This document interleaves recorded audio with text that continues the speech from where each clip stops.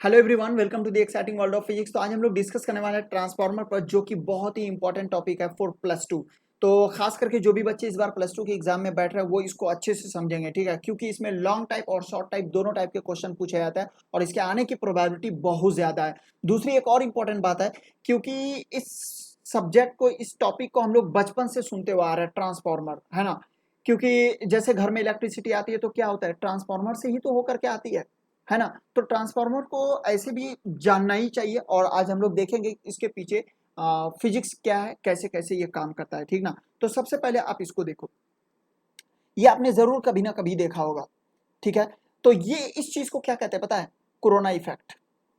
बिल्कुल corona effect. ये corona virus वाला नहीं है, इसको कोरोना इफेक्ट बोलते हैं या कोरोना डिस्चार्ज भी बोलते हैं। ये क्या होता है पता है?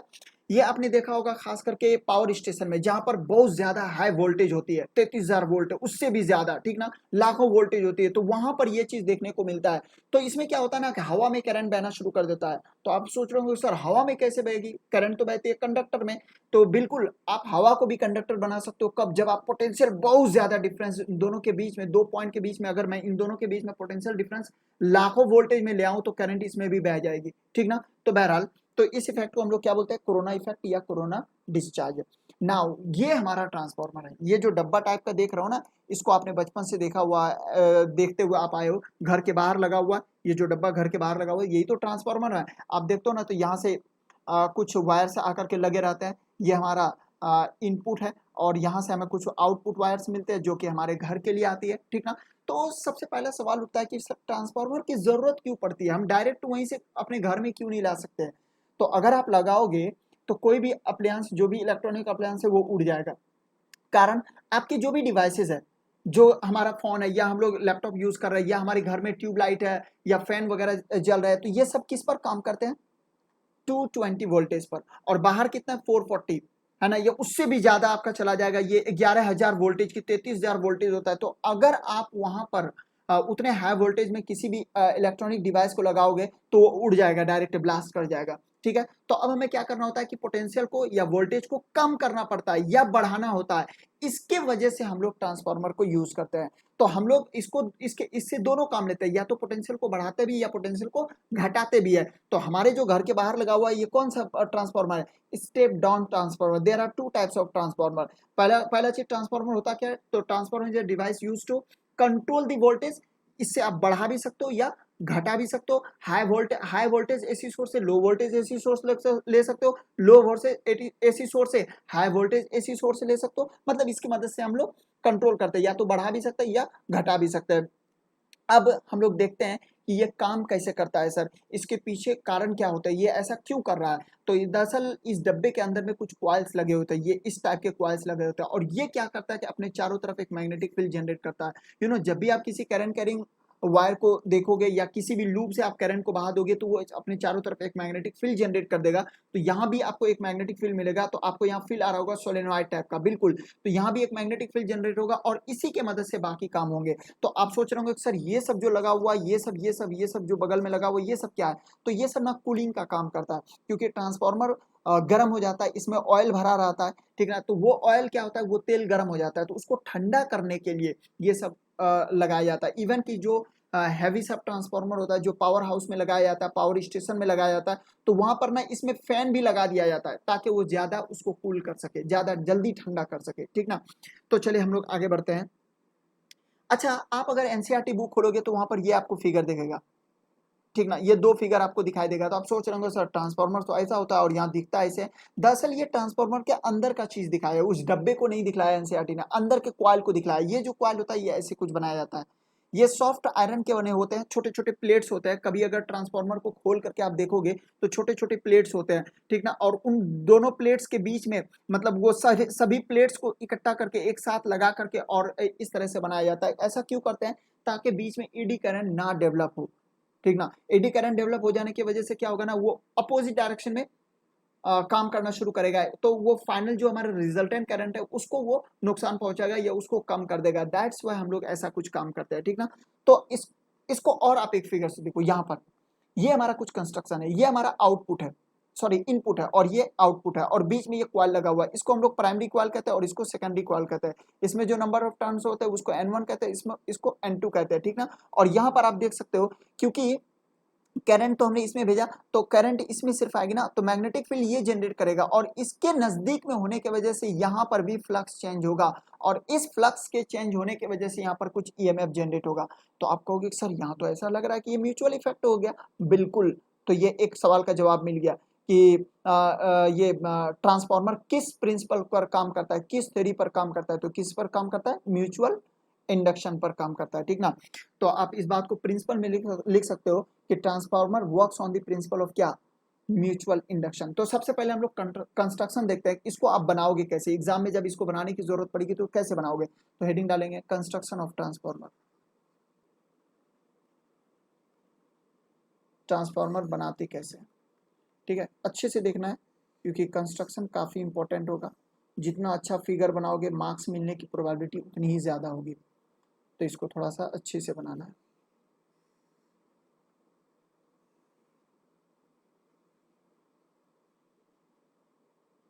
इसको थोड़ा यहाँ से इतना बाहर कर दीजिए और इसको इससे जोड़ दीजिए, राइट, इसको इससे मिला दीजिए।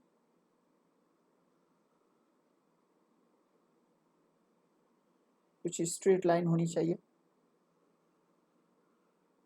ऐसा कुछ, यहाँ से भी इसको मिला दीजिए। मतलब ऐसा फील आना चाहिए कि ये सब प्लेट्स लगे हुए हैं। अंदर में भी कुछ बना देते हैं, ऐसा कुछ।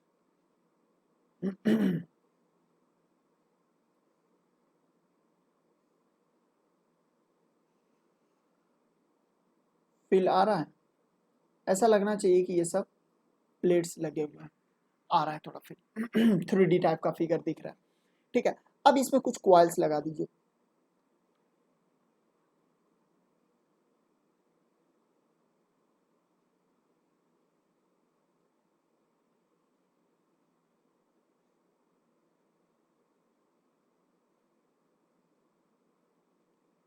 ठीक है, ये हमारा इनपुट है, ठीक ना। और यहाँ पर एक कॉइल और लगा दो जो कि आउटपुट होगा। ये हमारा आउटपुट रजिस्टर, ठीक है, ये आउटपुट है जो हमारे घर के लिए मतलब ट्रांसफार्मर से जो सप्लाई होती है। ये ऐसा कुछ कंस्ट्रक्शन हो गया। इसमें जो नंबर ऑफ टर्न्स होते हैं उसको N1 कहते हैं और इसको N2 कहते हैं। इस कॉइल को हम लोग बोलते हैं प्राइमरी कॉइल। क्या बोलते हैं, प्राइमरी कॉइल। और इस कॉइल का नाम होता है सेकेंडरी कॉइल। ये प्राइमरी कॉइल है और इसको सेकेंडरी कॉइल कहते हैं। ये जो N1 है इसको हम लोग क्या कहेंगे, number of turns in primary coil. और सिमिलरली आप N2 को भी लिख सकते हो, उसको क्या बोलोगे, नंबर ऑफ टर्न्स इन क्या, सेकेंडरी कॉइल, ठीक है। तो प्राइमरी कॉइल में जितने भी नंबर ऑफ टर्न्स होंगे उसको हम N1 कहेंगे, सेकेंडरी कॉइल में जितने नंबर ऑफ टर्न्स रहेंगे N2 उसको कहेंगे। क्या सर ये दोनों बराबर होगा, डिपेंड करता है कि आपको कैसा ट्रांसफार्मर चाहिए। बराबर तो नहीं होगा, एक में ज्यादा होगा एक में कम होगा, ठीक ना। तो वो जब हम स्टेप अप और स्टेप डाउन को पढ़ लेंगे तो हमें पता चल जाएगा किस में हमें ज्यादा रखना है और किस में कम रखना है, ठीक है। ये कंस्ट्रक्शन का काम खत्म हो गया, प्रिंसिपल। तो ये किस पर काम करता है, तो आप अभी बोल रहे थे किस पर, it works on the principle of क्या, म्यूचुअल इंडक्शन। ये आपने खुद ही डिसाइड किया था, कैसे पता चला था, यहां से कि हम इस लूप में मैग्नेटिक फील्ड जनरेट कर रहे हैं और क्योंकि ये इसके पड़ोस में है तो इसमें भी मैग्नेटिक फील्ड लाइंस बदल रहा है और उसके वजह से क्या हुआ, इसमें फ्लक्स आ गया और उस फ्लक्स के वजह से ईएमएफ इंड्यूस्ड हो गया, ठीक ना। तो इस फेनोमेना को क्या बोलते हैं, म्यूचुअल इंडक्शन। तो it works on the principle of क्या, mutual induction. Now according to Faraday's law of EMI. तो फ्राडे साहब का क्या कहना था, फ्राडे साहब ने कहा था कि E induced is equal to minus d phi by D t. यहाँ पर हमें मैग्नीट्यूड की ज़रूरत है, मैग्नीट्यूड ले लो। तो हम लिख सकते हैं क्या कि सर जो ई इंड्यूस्ड होगा वो D phi by D T होगा, इसका नाम कुछ एक नंबर रख दो। अब सवाल उठता है सर ये फाई क्या है, तो you know phi is the magnetic flux. क्या होता है ये magnetic flux? What is magnetic flux? The number of magnetic field lines passing through a given area is called magnetic flux. तो इसको बताया था निकालने का तरीका भी। तो अगर फाई इज इक्वल टू हम फाई नेट निकालना चाहेंगे तो आप कैसे निकालोगे, तो total number of turns into 5 for 1 turn. समझ में आई बात कि एक टर्न के वजह से मैग्नेटिक फ्लक्स कितना है वो, और टोटल नंबर ऑफ टर्न से उसको मल्टीप्लाई कर दो। जैसे कि इसमें नंबर ऑफ टर्न्स कितना है n1, इसमें नंबर ऑफ टर्न्स कितना है n2, तो इसमें जो फ्लक्स आएगा वो कितना आएगा n1 टाइम्स ऑफ फाइव, इसमें जो आएगा वो कितना आएगा n2 टाइम्स ऑफ फाइव। उसी की मैं बात कर रहा हूँ। तो यहाँ से अगर हम लोग फाइनेट की बात करें तो फाइनेट इज इक्वल टू कितना बोलोगे n टाइम्स ऑफ फाइव, ठीक ना। तो नाउ हम लोग लिख सकते हैं फ्रॉम वन से आ जाओ, फ्रॉम वन से हम लोग लिख सकते हैं sir E induced is equal to हो जाएगा डी बाई डी टी, और फाई का वैल्यू कितना है एन टाइम्स फाई, यानी जो ई इंड्यूस्ड आ रहा है वो कितना हो जाएगा एन बाहर आ जाएगा and D phi by D T. Now इसी को हम लोग आगे बढ़ाते हैं। अब हम लोग लूप वन के लिए अगर बात करेंगे तो E induced is equal to क्या होगा एन वन टाइम्स कितना D phi by D T, ये वन की बात कर रहा हूँ। और अगर ई टू की बात करेंगे तो कितना होगा N two D phi by D T, यही तो कुछ होगा, ठीक है ना। और क्योंकि rate of change of magnetic flux जो है वो दोनों का सेम रहेगा, कारण जो हमारे क्वाल है, क्वाल का एरिया वगैरह सब कुछ सेम है, ठीक ना। तो उसके सेम होने की वजह से उसमें जो फ्लक्स आएगा वो भी सेम होगा। तो अब इन दोनों इक्वेशन को हम अगर इक्वेट कर दें, इन दोनों इक्वेशन को, इसका नाम मैं ए रख देता हूँ और इसका नाम बी रख देता हूँ, तो इन दोनों को अगर इक्वेट कर दें तो हम लोग लिख सकते हैं क्या E one by E two is equal to आपका कितना N one by N two. ये एक बहुत ही शानदार रिलेशन हो गया जिसको कि आपको याद रखना है। इसको सी में बोल रहा हूँ ए बी सी, ठीक है। नाउ अगर हम सभी तरह के पावर को, जो पावर लॉस होगा उसको अगर हम लोग नेग्लेक्ट कर दें, मतलब हम लोग सभी पावर को क्या कर रहे हैं delta P is equal to zero, मतलब क्या हो गया P initial is equal to P final, मतलब P input input power is equal to output power. तो ये दोनों अगर बराबर हो जाए तो हमारा क्या होगा यहाँ, मतलब कोई भी पावर का लॉस नहीं हो रहा है। तो पावर इज इक्वल टू क्या होता है वी आई, यानी E M F E one I one is equal to आपका कितना ई टू आई टू, ठीक ना। याद करो इलेक्ट्रिसिटी करंट इलेक्ट्रिसिटी में पढ़े थे P is equal to V I, ठीक ना। तो वी हमारा क्या है वोल्टेज, तो उसको हम लोग यहाँ से यहाँ क्या लिख रहे हैं ई एम एफ से, तो उसको लिख सकते हैं क्या E one by E two is equal to I one by I two, और इसका नाम कुछ ऑफ इक्वेशन नंबर डी रख दीजिए। और फ्रॉम सी एंड डी से आ जाओ, फ्रॉम सी एंड डी से अगर हम लोग आ जाए तो इसको लिख सकते हैं क्या E one by E two is equal to N one by N two is equal to I two by I one. और ये काफ़ी इंपॉर्टेंट रिलेशन है, इसको ई नंबर बोल रहा हूँ, इसको वी वी आई कर दीजिएगा बहुत बहुत ज़्यादा इंपॉर्टेंट, ठीक ना। इसको एकदम वी वी आई करके रखिएगा। इसमें 6 चीज़ें आपको दिख रहा है, क्या क्या E one E two N one N two और आई वन आई टू। कोई इसमें से दो रिलेशन में पूछेगा, कंपटीशन में भी इससे खूब क्वेश्चन पूछा जाता है, या फिर आपके क्या नाम है प्लस टू में भी इस टाइप के क्वेश्चन दिए जा सकते हैं, ठीक है। तो इसमें क्या देगा कि जैसे नंबर ऑफ टर्न्स प्राइमरी और सेकेंडरी दे दिया और इनपुट वोल्टेज दे दिया, तो बोलेगा आउटपुट कितना होगा, निकाल सकते हो। आउटपुट वोल्टेज दे दिया, इनपुट वोल्टेज भी दे दिया, और पूछ देगा नंबर ऑफ टर्न्स, एक में दे दिया दूसरे में पूछ देगा। तो इस तरह से पूछा जा सकता है। इनपुट करंट पता, आउटपुट करंट पता है, नंबर ऑफ टर्न्स एक में देगा दूसरे में पूछ देगा। तो इन चार में से कोई 3 चीज देगा और एक पूछ देगा, ठीक है। तो आपको इसको ध्यान में रखना है। एक और चीज यहाँ पर पूछा जाता है efficiency of the transformer, efficiency of the transformer. तो इफिशियंसी को हम लोग ईटा से लिखते हैं, और क्या लिखेंगे output power divided by input power, ठीक ना। और इसको हम लोग लिखेंगे P output divided by P input. यहाँ टी कहाँ से आ गया पी इनपुट, ठीक ना। ये इफिशियंसी है। एक और चीज पूछा जाता है यहाँ से परसेंटेज इफिशियंसी। तो इसमें आप क्या लिखोगे P output divided by P input into क्या कर दोगे 100, 100 से मल्टीप्लाई कर दो तो यहाँ से परसेंटेज निकल जाएगा। तो ये सब भी छोटे छोटे क्वेश्चन कई कई बार पूछ देता है, यहाँ सारा काम करवा लेगा, उसके बाद परसेंटेज पूछ देगा, पावर पूछ देगा। तो जो भी इस तरह का चीज़ अगर पूछे तो आप आराम से जवाब दे सकते हो। अब हम लोग बात करते हैं टाइप्स ऑफ ट्रांसफॉर्मर। हेडिंग डालेंगे types of transformer. You know there are two types of transformer. पहला स्टेप अप ट्रांसफॉर्मर। क्या चीज? Step up transformer. अभी हम लोगों ने डिस्कस किया था कि ट्रांसफॉर्मर की हमें जरूरत क्यों पड़ी थी, या तो वोल्टेज को कम करने के लिए या बढ़ाने के लिए। तो इसका नाम क्या है? Step up transformer. नाम से ही क्लियर है, अप ज्यादा करना है। तो हमें क्या करना पड़ेगा? वोल्टेज को बढ़ाना होगा। तो वोल्टेज को बढ़ाने के लिए हम क्या करेंगे? नंबर ऑफ टर्न्स में बदलाव करेंगे। तो हमें फाइनली ज्यादा चाहिए, यानी सेकेंडरी कॉइल से जो करंट निकलेगी या जो जो वोल्टेज निकलेगी वो वोल्टेज हमें ज्यादा चाहिए। तो नंबर ऑफ टर्न्स किस में बढ़ा दोगे? N2 में। यानी कि स्टेप अप के लिए अगर हम लोग बात करें तो हम क्या बोलेंगे? N2 is greater then N1। समझ में आई बात? तो आप यहां पर लिख लो कि in in step up transformer the number of turns in secondary coil कर दो।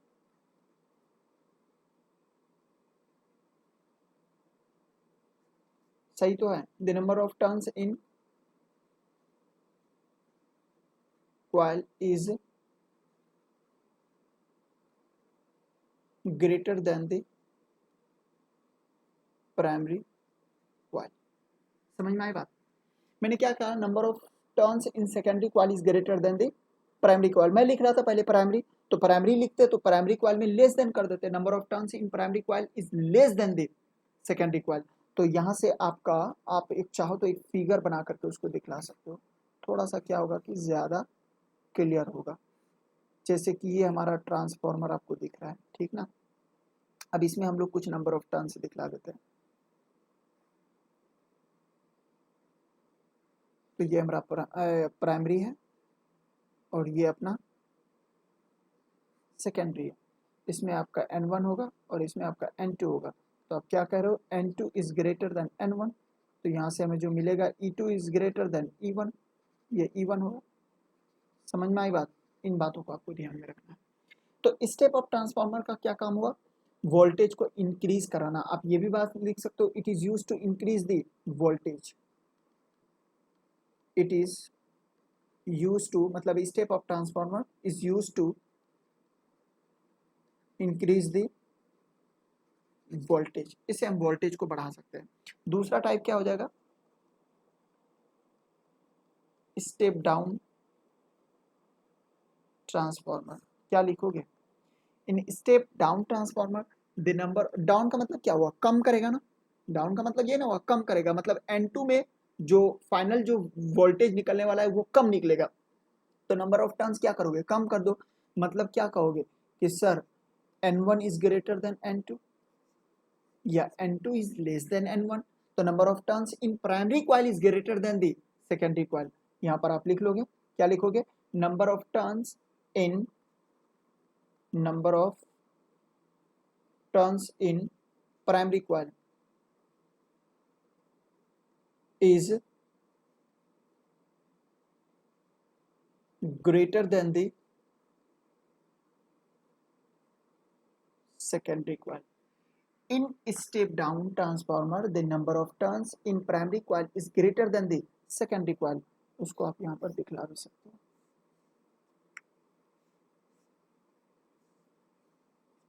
सपोज ये हमारा ट्रांसफॉर्मर और ये हमारे नंबर ऑफ टर्न्स। इसको मैं N1 कह रहा हूँ, इसको मैं N2 कह रहा हूँ। तो देखने से लग रहा है N1 is greater then N2। तो similarly E1 is greater then E2। जाहिर सी बात है ना? तो आप ये लिख सकते हो, step down transformer is use to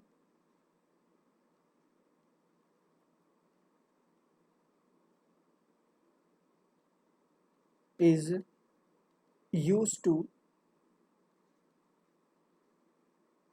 decrease the voltage, यानी ये वोल्टेज को फाइनली क्या करेगा, डिक्रीज कर देगा। तो दो काम के लिए हम लोग यूज कर रहे हैं, एक वोल्टेज को इंक्रीज करने के लिए और एक में वोल्टेज को डिक्रीज करने के लिए। तो हमारे घर में 220 की वोल्टेज आ रही है, बाहर ज्यादा है ना, 11,000 33,000 पता नहीं कितना है, पावर स्टेशन में लाखों में, वहां से घटते घटते घटते घटते यहाँ, मतलब बीच में जितने भी ट्रांसफार्मर लगाए वो कैसे लगे, स्टेप डाउन। पावर स्टेशन में कैसे लगाएंगे, स्टेप अप, ताकि वहां से ज्यादा वोल्टेज भेजा जा सके और फिर उसको धीरे धीरे धीरे धीरे घर तक लाते लाते उसको और कम किया जा सके। ठीक है, तो ये सारी बातें हैं, इसको थोड़ा सा ध्यान में रखना है कि टाइप्स ऑफ ट्रांसफार्मर पर ध्यान रखना है, कंस्ट्रक्शन पर ध्यान रखना है कि ट्रांसफार्मर को बनाते कैसे है, तो आपको ध्यान में रखना है कंस्ट्रक्शन कैसे काम किया, उसके बाद किस प्रिंसिपल पर काम करता है, तो ये म्यूचुअल इंडक्शन पर काम करता है, वहाँ के फ्राडेज लॉ को यूज करो और वहाँ से बाकी काम आप कर सकते हो। ठीक ना, तो चलिए इन सब चीज़ों को देख लीजिएगा, एक बार थोड़ा सा ध्यान में रखिएगा स्टेप अप में क्या होता है, स्टेप डाउन में क्या होता है। हालांकि नाम से ही क्लियर है, आपका मतलब ज्यादा करना है, डाउन का मतलब कम करना है, तो नंबर ऑफ टर्न्स प्राइमरी और सेकेंडरी कॉइल में घटाना बढ़ाना है, तो अप में ज्यादा करना है मतलब आउटपुट ज्यादा देना है, तो N2 ज्यादा हो जाएगा, डाउन करना है मतलब कम करना है, तो N2 कम हो जाएगा, N1 ज्यादा हो जाएगा। इफिशियंसी वगैरह कैसे ये सब काम करें, इन सब चीज़ों पर ध्यान रखिएगा। ठीक है, तो ये काफ़ी इंपॉर्टेंट है, इसको एक दो बार प्रैक्टिस करिए, बाकी फिर हम लोग नेक्स्ट लेक्चर में मिलते हैं। चलिए ठीक है, thank you so much, thank you.